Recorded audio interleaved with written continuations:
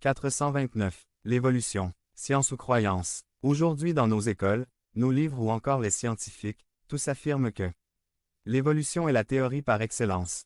Alors une question peut se poser, peut-on faire totalement confiance à ce que les scientifiques appellent une théorie? Une théorie en science, c'est un ensemble d'idées à valeur explicative qui résulte d'une synthèse des faits observés et d'une réflexion spéculative.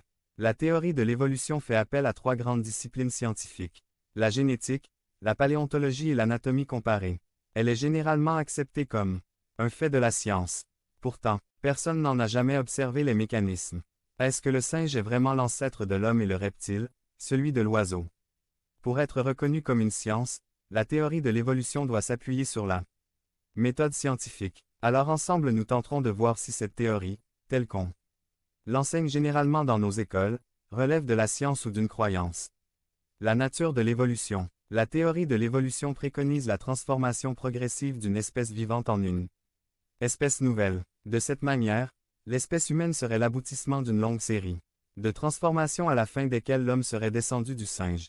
L'évolution est basée sur la théorie de la sélection naturelle ou la préservation du plus apte. Selon cette théorie, lorsqu'apparaît une mutation favorable dans une population donnée d'animaux, la nature sélectionne les animaux les plus aptes à survivre, les autres sont appelés à disparaître. Image 1. Je ne sais pas si vous avez entendu parler de l'arbre de Ernst Haeckel, biologiste et philosophe allemand. Cet arbre que l'on appelle l'arbre évolutif, présuppose le développement spontané d'une cellule vivante, ce qui m'amène à considérer la théorie de la génération spontanée. On a longtemps pensé qu'il y avait dans la matière organique des forces indispensables, cachées pouvant donner spontanément naissance à des organismes vivants. Image 2 par exemple, on croyait que des vers pouvaient naître spontanément sur un morceau de viande laissé à l'air libre.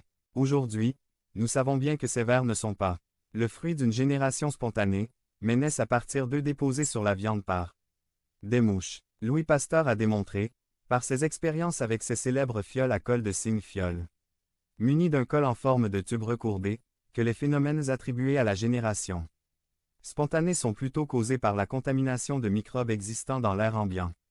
De ce fait, la croyance à la base de l'évolution selon laquelle une cellule pouvait naître spontanément pour ensuite se transformer en organisme plus complexe venait d'être démolie. De ce fait, Louis Pasteur a démonté la croyance en la génération spontanée en 1859.